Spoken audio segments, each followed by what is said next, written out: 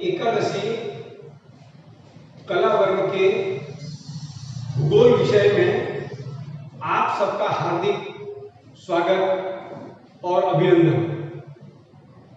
एकादशी के भूगोल विषय के अंतर्गत आज हम भूगोल एक विषय के रूप में इसका हम अध्ययन करेंगे। प्रारंभ में हम सभी ने इस भूगोल विषय को सामाजिक विज्ञान के घटक के रूप में छोटी कक्षाओं में अध्ययन करते आ रहे हैं। 19वीं शताब्दी से पूर्व जब व्यक्ति गुफाओं में निवास करता हुआ नदी घाटी के किनारे रहने लगा और नदी घाटी के किनारे रहते हुए नगर सभ्यताओं का जैसे जैसे विकास हुआ, मनुष्य का मस्तिष्क भी विकसित होता गया। और जब मनुष्य का मस्तिष्क विकसित हुआ तब वह एक स्थान से दूसरे स्थान अध्ययन की ओर गमन करने लगा। इस प्रकार वह पशुपालन करते हुए, खाद्य संग्रहण करते हुए घुमक्कड़ जीवन यापन कर रहा था। इसी घुमक्कड़ जीवन यापन करते हुए व्यक्ति एक स्थान से दूसरे स्थान उनका आना जाना लगा रहता था। इसी दौरान वह प्रकृति से और वातावरण से परिचित होता रहता और उसके बारे में अध्ययन, चिंतन और मनन करने लगता। जब व्यक्ति प्रकृति में रहते हुए प्राकृतिक उपादानों को लेकर जब वह अध्ययन करता था, उसी अध्ययन को हमने भूगोल विषय का नाम दिया। भूगोल विषय के अंतर्गत व्यक्ति प्रकृति के अंदर रहते हुए प्राकृतिक संसाधनों से लेकर जीव जंतुओं से लेकर मानव जो प्रकृति में निवास करता है उसकी आदतों को लेकर, उसके क्रियाकलापों को लेकर, उनके व्यवहारों को लेकर व्यक्ति अध्ययन करने लगा। धीरे धीरे यह समग्र अध्ययन एक विषय के रूप में क्रमबद्ध करते हुए उसे भूगोल विषय नाम दिया गया। जब इसे भूगोल विषय नाम दिया गया तो इसके अंतर्गत यह एक विषय के रूप में प्रारंभ हुआ, और जब यह एक विषय के रूप में प्रारंभ हुआ तो हमने केवल भूगोल के अंतर्गत पृथ्वी का ही अध्ययन नहीं करने लगे, तो पृथ्वी के जितने भी प्राकृतिक उपादान थे उन सभी का अध्ययन किया जाने लगा, जिसके अंतर्गत पर्वत, पहाड़ी, नदी, घाटियां, मैदान, रेगिस्तान, यह सारे क्षेत्र आने लगे। और धीरे धीरे मानवीय संस्कृति का भी विकास हुआ और हमने उस मानवीय संस्कृति को भी भूगोल विषय के अंदर शामिल किया। भूगोल क्या है? यह एक प्रश्न सहज हमारे मन मस्तिष्क में उत्पन्न होता है। भूगोल को बहुत सरल शब्दों में कहा जाए तो यह भूगोल एक ग्रीक भाषा ज्योग्राफिया शब्द से बना। इसीलिए हम भूगोल को अंग्रेजी में ज्योग्राफी कहते हैं। अब यह ज्योग्राफी शब्द है जो ग्रीक भाषा का मूल शब्द ज्योग्राफिया से बना। सर्वप्रथम इस शब्द का उपयोग एरिस्टोटेलिस ने किया। इस ग्रीक भाषा को ज्योग्राफियों को दो भागों में वर्गीकृत करते हैं, जियो और ग्राफो। जियो का मतलब है पृथ्वी, ग्राफो का मतलब है वर्णन, अर्थात पृथ्वी का वर्णन हम भूगोल विषय के अंतर्गत समस्त पृथ्वी का अध्ययन करते हुए जो संसाधन है और मानवीय क्रियाकलाप है, हमने इनको भी शामिल करते हुए धीरे धीरे ज्योग्राफी के विषय वस्तु को हमने विश्लेषित किया, संश्लेषित किया और धीरे धीरे इसके अध्ययन को हम विस्तारित तौर पर अध्ययन करते आ रहे हैं।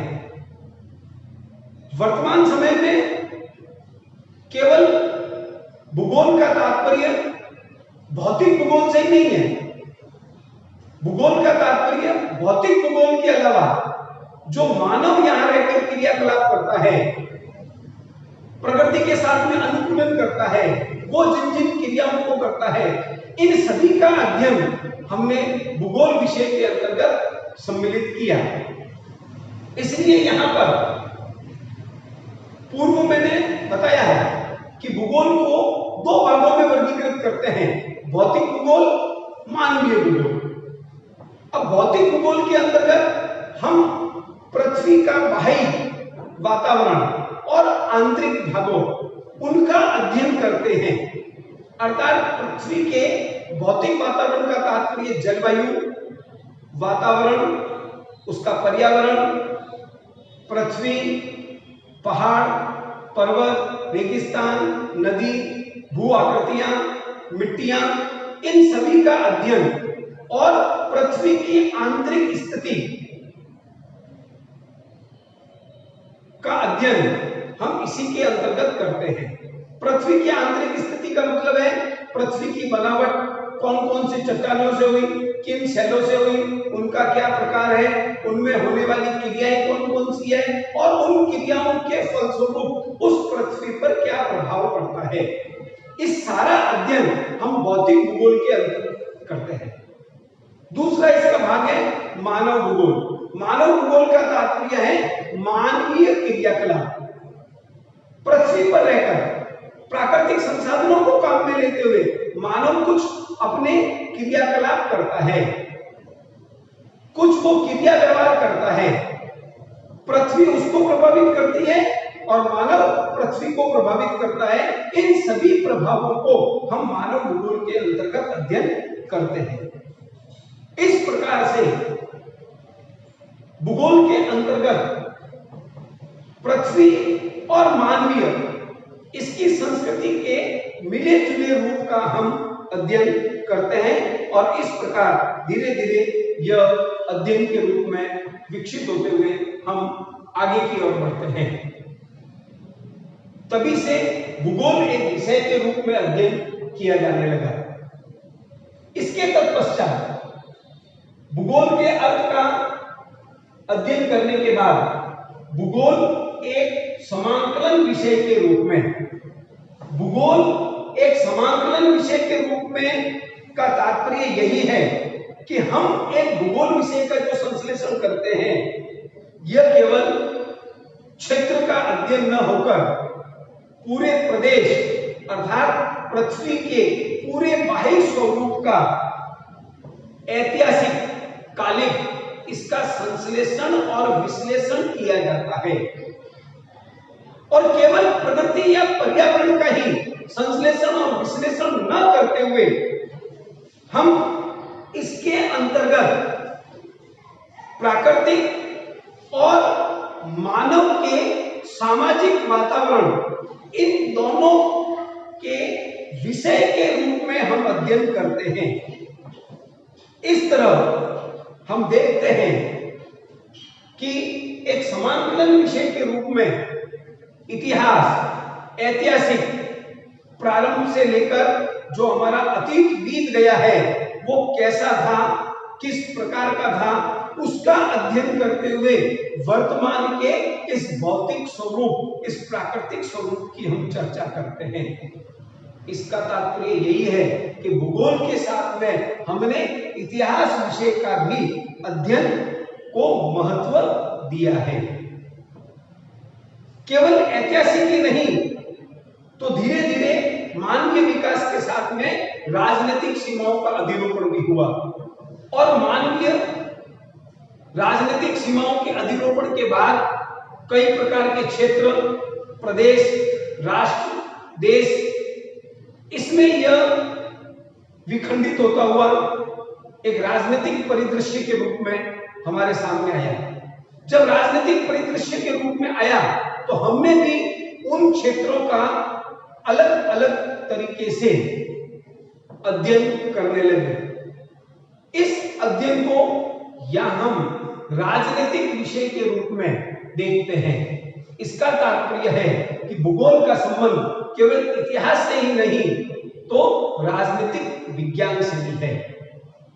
राजनीतिक विज्ञान के अलावा हमने पृथ्वी के कई प्रकार के प्राकृतिक उपादान, जिनमें वनस्पति, जल, मिट्टी, इनका अध्ययन करने लगे तो यहाँ पर वनस्पति विज्ञान, जल विज्ञान, भौतिक विज्ञान, इन सभी विज्ञानों का अध्ययन हम भूगोल विषय के रूप में करने लगे।